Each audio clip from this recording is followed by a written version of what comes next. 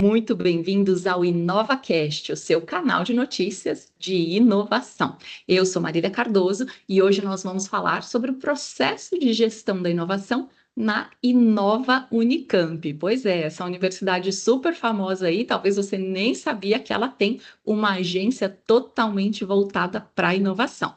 Quem vai conversar com a gente sobre esse tema é o Rafael Aguilar, ele que é especialista da qualidade sênior, e o Renato da Rocha Lopes, que é diretor executivo da Agência de Inovação da Unicamp. Rafael, Renato, sejam todos muito bem-vindos. É um prazer bater esse papo aqui com vocês. E eu quero começar fazendo uma pergunta para o Renato.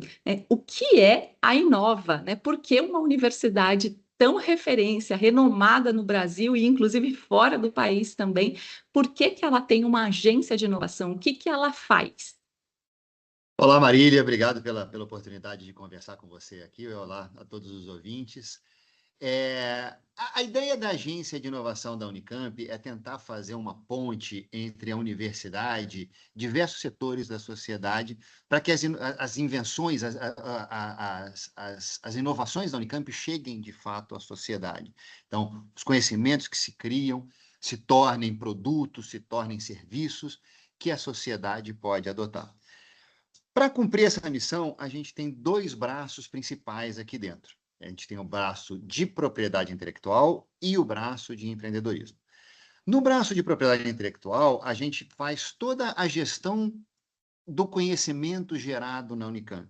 Então, isso aqui pode se tornar um produto, isso aqui pode se tornar uma patente.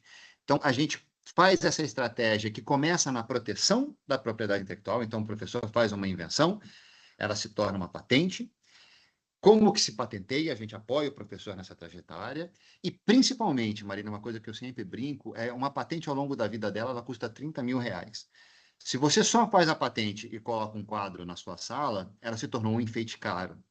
A patente é importante, mas ela é o primeiro passo na trajetória da inovação. Ela precisa ser licenciada, ela precisa ir para alguma empresa que olhe para essa patente ou para esse programa de computador ou esse conhecimento da Unicamp e fale: eu quero colocar essa patente, esse processo no mercado, eu quero botar ele nos meus processos internos, eu quero gerar um produto a partir desse conhecimento. Então, esse braço de propriedade intelectual também tem um braço muito importante de transferência de tecnologia, que é aí que essa tecnologia vai chegar para a sociedade. Dentro desse braço também nós firmamos convênios de pesquisa e desenvolvimento com empresas. Uma empresa chega com um desafio aqui para a Inova, fala: poxa, eu estou com esse problema aqui, será que alguém na Unicamp pode me ajudar, através das suas atividades de pesquisa, a resolver esse problema? Então, a Inova faz esse mapeamento interno da Unicamp, faz esse matchmaking entre essa empresa e os grupos de pesquisa da Unicamp para se firmar um convênio de pesquisa e desenvolvimento. Negociamos essas questões de propriedade intelectual, né? O que sair desse convênio, quanto fica de propriedade intelectual para a empresa, quanto fica para a Unicamp, como é que vão ser as contrapartidas de cada uma das partes. E então a gente faz muito essa ponte entre o conhecimento gerado na Unicamp e a sociedade. O braço de empreendedorismo também serve para esse propósito, porque uma das formas principais de você gerar essa transferência é através do que a gente chama de um spin-off, de uma empresa criada especificamente para levar uma tecnologia da Unicamp para o mercado. Nós temos, ao longo da história, acho que foram 81 spin-offs. Então, o braço de empreendedorismo não trabalha só com isso, mas ele tem essa roupagem de levar as tecnologias. Então, no braço de empreendedorismo, nós temos principalmente a incubadora, a gestão da incubadora de empresas de base tecnológica da Unicamp, que é um processo de 3 anos, que começa consolidando um modelo de negócio, consolidando a sua tecnologia até gerar a primeira nota fiscal da sua tecnologia. Não é restrito a tecnologias da Unicamp, não é restrito a alunos da Unicamp. Quem se interessar, temos um edital 1 ou 2 vezes por ano para captar empresas para a incubadora. E nós temos também um parque científico e tecnológico, onde empresas de tecnologia podem se instalar já depois da etapa da incubação, né? Também não precisa sair da incubação, pode vir de fora. Nós temos grandes laboratórios aqui dentro, grandes empresas, startups, nós temos várias modalidades de ocupação aqui no parque, mas sempre com esse intuito, né, de trazer oportunidades para a Unicamp. Então, a empresa que se instala aqui, a gente quer que ela se beneficie de estar próxima da Unicamp, mas que ela também vai trazer oportunidade para a Unicamp, vai contratar nossos alunos, vai usar nossas tecnologias, vai fazer um desenvolvimento conjunto com a Unicamp de novas tecnologias, né? Então, a ideia sempre é para isso. Nós temos dentro da Inova, então, essas duas frentes principais, várias unidades de apoio aqui dentro, né? O Rafael está na parte de contratos, de gestão da qualidade, nós temos a equipe de comunicação que gera engajamento tanto dentro da comunidade da Unicamp, para fazer a comunidade da Unicamp procurar a Inova, entender a importância de uma patente, entender os caminhos do empreendedorismo como oportunidade de carreira, até comunicação externa, para que a sociedade veja a Unicamp como um centro de solução e procure a Unicamp para transferir, para ver as tecnologias que a Unicamp desenvolveu, para poder patentear, licenciar uma tecnologia, desenvolver um convênio de pesquisa, se instalar no parque. Então, a equipe de comunicação também é muito importante. A equipe de manutenção do parque. Então, tem todas essas equipes de apoio que cuidam aí do dia a dia de uma maneira brilhante aqui dentro da Inova. Tem muita gente envolvida, né? E uma coisa bem interessante que você traz, normalmente a gente escuta por aí, né, que existe um abismo entre a universidade e o mercado. E a proposta da Inova é justamente reduzir esse gap, né? Então, fazer com que as inovações que estão desenvolvidas dentro dos campos da universidade cheguem ao mercado, né? Então, façam diferença para a sociedade. Gerando impacto econômico, impacto em sustentabilidade, desenvolvimento socioeconômico. A ideia é exatamente essa, Mariana, muito bem observado. E é interessante aqui, falando um pouco da Unicamp, eu acho que não é o propósito, mas a Unicamp já foi formada como uma faculdade de ciências aplicadas, né? Desde a década de 70, a Unicamp já tem essa visão de olhar para a sociedade para tentar fazer essa cooperação, né? Então, as primeiras redes de fibras óticas do Brasil foram estabelecidas aqui dentro da Unicamp, em conjunto, dentro do CPQD, em conjunto com a Unicamp aqui perto. A Unicamp participou do ProAlco, a Unicamp participou de vários projetos estruturantes importantes ao longo de sua história, e ela foi fundada com esse viés. Então, essa visão de inovação da Unicamp faz parte do nosso DNA. É uma missão e tanto, né? E dentro desse contexto, Rafael, eu queria que você contasse por que buscar a ISO de inovação. Qual foi a diferença que vocês perceberam que a metodologia da ISO poderia trazer para esse trabalho que já acontecia de uma forma tão inteligente e estratégica?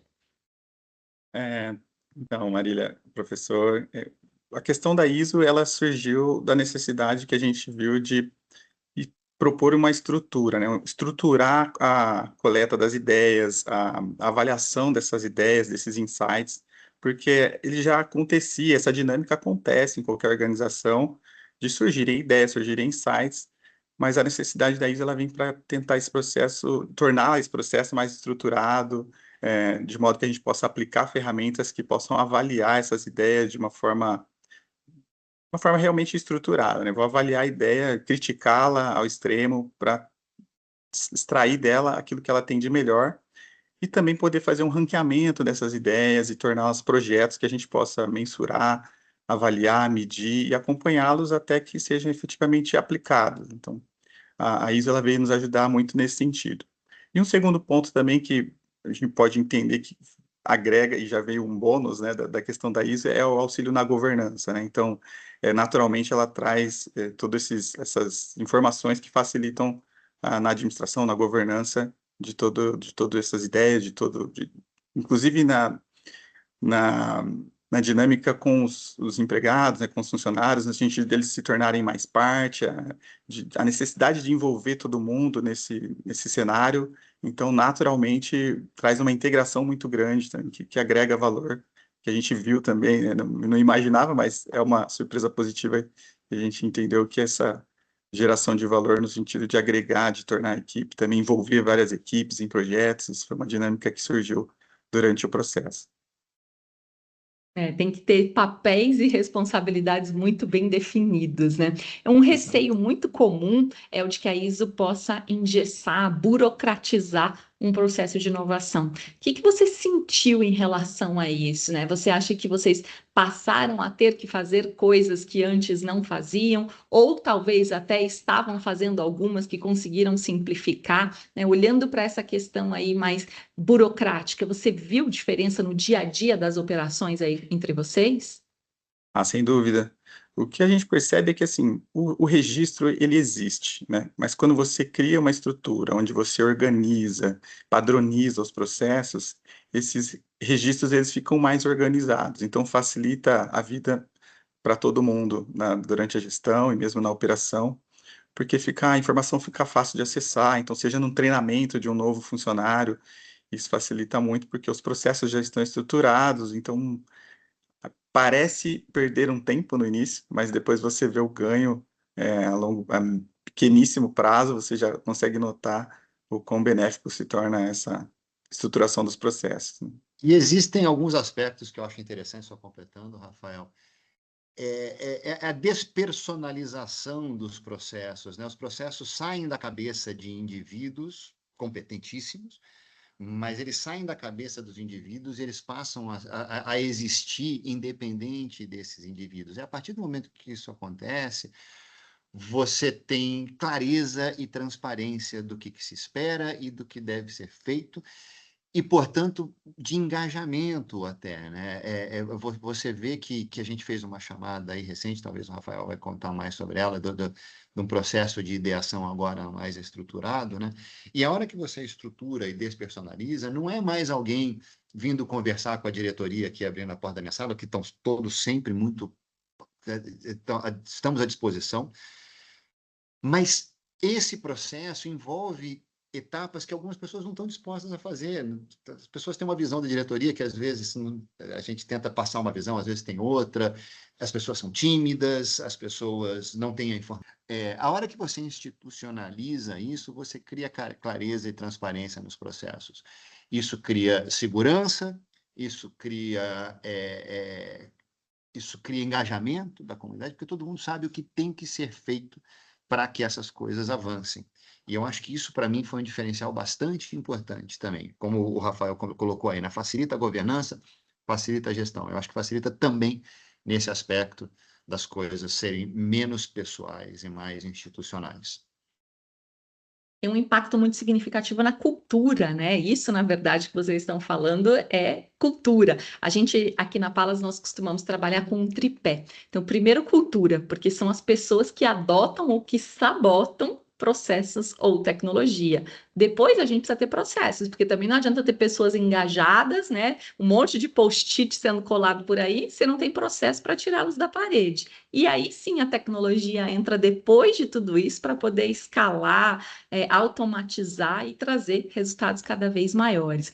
E aí eu queria saber, né, dos dois, talvez até o Rafael, que ficou mais à frente ali do projeto, se vocês encontraram algum tipo de resistência cultural, né? Até porque tem muita gente, quando a gente fala aí essas 3 letrinhas, ISO, dá aquela arrepiada, já teve aí uma experiência não muito boa no passado, de nossa, mas o auditor veio aqui, canetou a gente, ficou procurando pelo em ovo, e a gente gosta sempre de destacar a diferença da ISO 56001, né?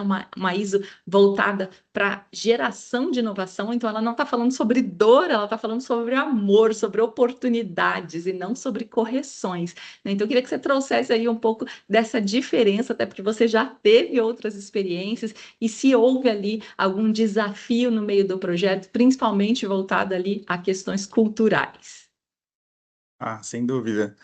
Que nem você mencionou, eu tive experiências em outras normas, né? Tive experiência na 9001, mas numa outra operação muito mais sistemática, no sentido de sistema de produção. Era uma prestação de serviço também, mas era um outro formato, né? Então, eu mesmo, né, conversava com o Alexandre no início. Nossa, Alexandre, como a gente vai engessar isso aqui? O pessoal aqui é gestão de ideias, é uma pessoal cabeça muito aberta, então você vai me complicar, né?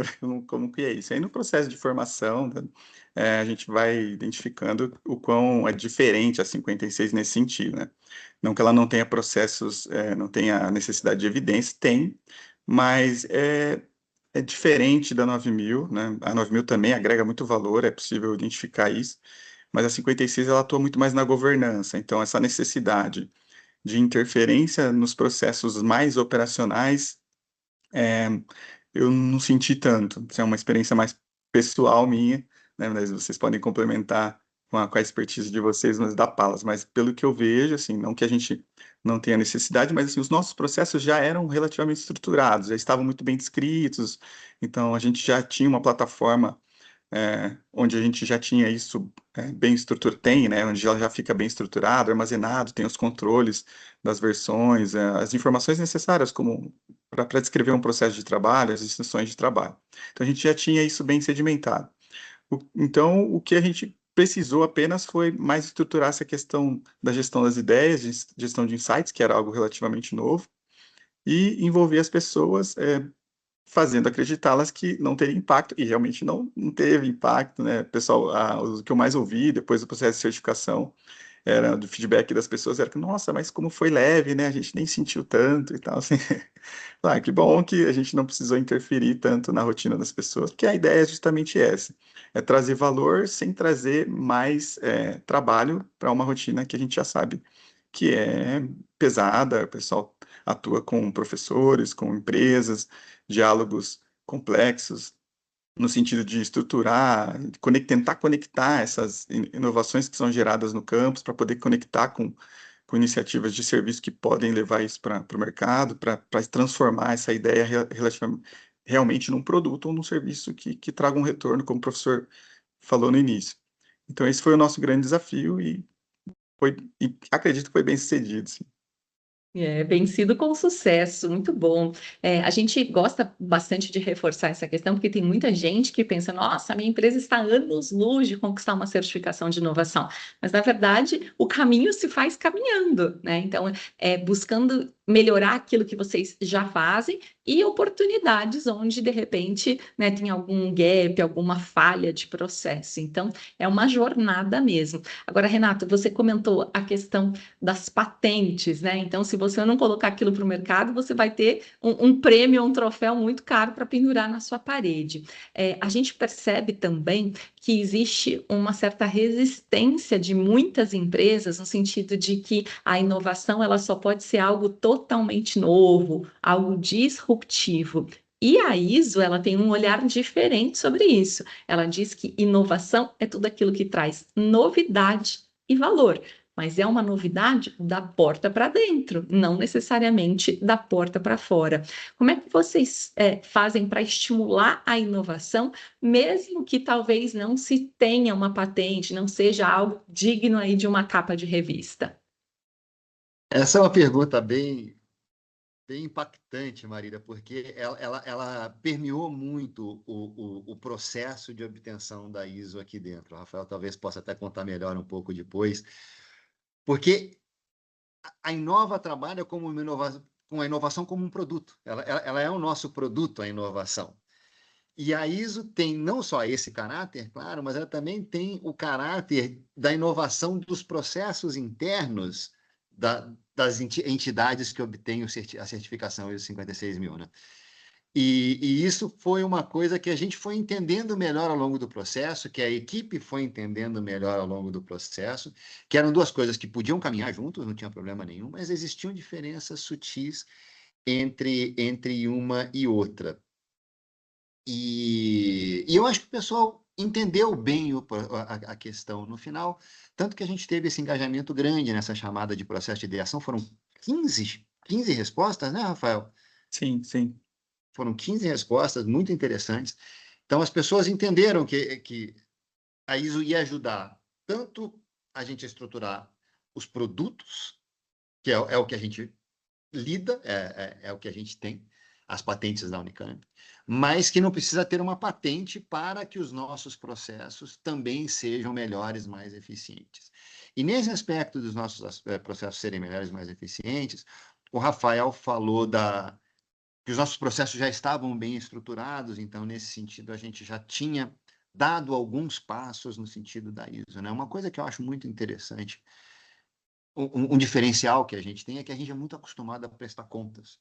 Nós somos um órgão público, então nós temos que prestar contas para a Unicamp, para justificar o orçamento que a Unicamp coloca aqui para a gente, para o Tribunal de Contas, pela mesma razão, a gente tem que fazer parte da prestação de contas que a Unicamp faz para o Tribunal de Contas. A fundação, com que a gente tem uma proximidade muito grande, também tem que prestar contas. Então, a gente tem uma cultura de prestação de contas por necessidade de ofício muito grande. Então, nesse sentido, a coleta de evidências, ela veio ajudar, né, de fato. Ela veio, em alguns sentidos, a gente coletava de uma forma... melhorou a nossa forma de coletar as evidências, melhorou os processos. Então, casou muito bem com algumas necessidades que nós especificamente temos aqui por sermos um órgão público. E isso emenda um pouco com uma coisa que você falou dos 3 processos, né, Marília, que fala, não adianta ter um monte de post-it, né? A segunda etapa é o processo. E isso é uma coisa que a gente busca muito, né? Transformar dado em informação, né? O post-it é o dado, né? Você tem um monte de coisa ali. E como é que eu tiro de inteligência a partir disso, né? E essa é uma coisa que a gente tenta muito fazer nos nossos relatórios, e esse processo da ISO também ajudou a gente a estruturar e a pensar em como que a gente pode, a partir de todas essas evidências, tirar inteligência operacional e mostrar valor, né? Faz diferença, né? Bom, para a gente encerrar aqui o nosso papo, eu quero ouvir dos dois, né? Então, começando aqui pelo Rafael e depois passando para o professor Renato, o que vocês esperam agora desse pós-certificação, né? Então, já houve um impacto sentido aí nesse curto prazo, pós-implementação, mas o que vocês esperam no médio, no longo, né? De que forma, o que vocês planejam de próximos passos para a Inova, de que forma ela pode continuar ajudando a sociedade, se vocês estão, de repente, priorizando algumas áreas em detrimento de outras, né? O que vem a seguir, né? A nosso papel aqui é dar um pouco de spoiler, né? O que a sociedade pode esperar da Inova? Quer Vamos começar, lá, Rafael. professor? Bom, a mais difícil a gente deixa começar com o professor, então. Eu acho que tem vários jeitos interessantes de responder essa pergunta. O Rafael pode completar mais alguns, né? Mas eu acho que existe uma resposta que é muito alinhada com a nossa missão de fomentar o empreendedorismo. A gente tem aqui no parque hoje instaladas 80 empresas. A rede de empresas filhas da Unicamp, né, que são empresas que foram fundadas, as empresas filhas não são necessariamente de base tecnológica, né, mas foram fundadas por pessoas que têm ou tiveram vínculo com a Unicamp, é uma rede de 1.500 empresas. A partir do momento que a Inova, que tenta estar um pouco ligada a todas essas redes, muito mais no parque do que na rede de empresas filhas, claro, né? O parque de fato é gerido pela Inova, a rede de empresas filhas ela é bem mais independente, mas a partir do momento que nós temos essa ISO, a gente pode usar, pode se tornar um facilitador do processo de inovação dessas empresas, né? Então, isso se alinha muito com a nossa missão de fomentar o empreendedorismo, podendo dar um apoio para essas empresas, ou pelo menos servindo como um exemplo para essas empresas de que essa ISO pode ser interessante, pode ser significativa para os processos deles, né? Então, tentar levar essa nossa certificação para alavancar a atuação dessas empresas com que a gente tem contato, eu acho que pode ser uma coisa muito valiosa para melhorar o nosso ecossistema de empreendedorismo aqui da Unicamp. Rafael, se você quiser complementar. O professor resumiu bem. Além, claro, das melhorias nos nossos processos internos e melhorar essa cultura a longo prazo, que a gente consiga também estruturar os nossos processos e criar essa cultura de que quem chega também já se sente parte desse ecossistema nosso interno e já se introduza de forma que possa também sugerir, se sentir confortável de sugerir ideias e sabendo também que elas vão ser avaliadas e dentro de uma lógica estratégica poderão ser aplicadas e ver isso na prática. Eu acho que isso envolve muito também a mão de obra nossa enquanto prestadores de serviço, né? Mas a Inova Unicamp também tem essa questão que o professor salientou, eu acho super importante porque como um primeiro NIT no Brasil também a buscar essa certificação, a gente desponta com esse pioneirismo também a dar exemplo para essas empresas que estão dentro do nosso ecossistema e que podem enxergar, como o professor bem lembrou, na agência, essa expertise e poder ainda mais se apoiar nos nossos processos, confiar nos nossos processos, porque sabe que eles são certificados por uma norma internacional, que foram bem estruturados, foram bem pensados. Então, acho que isso realmente dá um estofo maior para a agência. E é bem isso. Quando a gente pensa em empresas que estão iniciando, penso que a ISO pode agregar muito também, porque muitas vezes a ideia em si está muito. O detentor da ideia está super envolvido, mas muitas vezes não tem nem experiência com negócio, com administração de empresa, pessoas. E aí, quando ele chega, e talvez a empresa é uma ótima iniciativa, mas morre por causa dessa falta de expertise, falta de experiência. E é aí que eu acho que a Inova, além, já podia ajudar muito, mas a gente ganha essa expertise adicional com uma norma internacional. Então, pensando até em internacionalização na atuação dessas empresas que estão dentro do nosso ecossistema, eu acho que agrega muito valor. A Inova Unicamp também, a gente já tem um selo que é o CERN, né, professor, que ele também já é algo que é parecido com a ISO, né, mas penso que ele foi apoiado, inclusive, na ISO, dada a forma que ele foi estruturado, e já nos ajuda muito, porque ele é voltado para parques e incubadoras, né, mas a ISO ela ainda soma ainda com essa norma, que é algo que a gente já está no nível 4, que é um nível máximo, e só tem a somar nos nossos processos e ajudar no nosso ecossistema. No fim, quem ganha é a sociedade, né? Então, em nome da sociedade, eu quero agradecer a vocês por esse trabalho fantástico que vocês estão fazendo. Tenho certeza que a processualização de tudo isso por meio de uma metodologia internacional só vai fazer com que vocês reforcem, melhorem cada vez mais aquilo que já vinham fazendo. Então, o nosso podcast vai ficando por aqui. Hoje nós falamos sobre gestão da inovação, com foco aí nessa recém-certificação da Inova Unicamp. Nós conversamos com Rafael Aguilar, ele que é especialista da qualidade sênior, e com o professor Renato da Rocha Lopes, que é diretor executivo da Agência de Inovação da Unicamp. A gente vai ficando por aqui. Deixo um convite para que você acompanhe a Palas nas redes sociais, @gestãopalas. Estamos presentes em todas elas. Vai lá no nosso YouTube, confere outros podcasts e fica aí ligado, aguardando o nosso próximo episódio, porque a gente se encontra por lá. Até mais!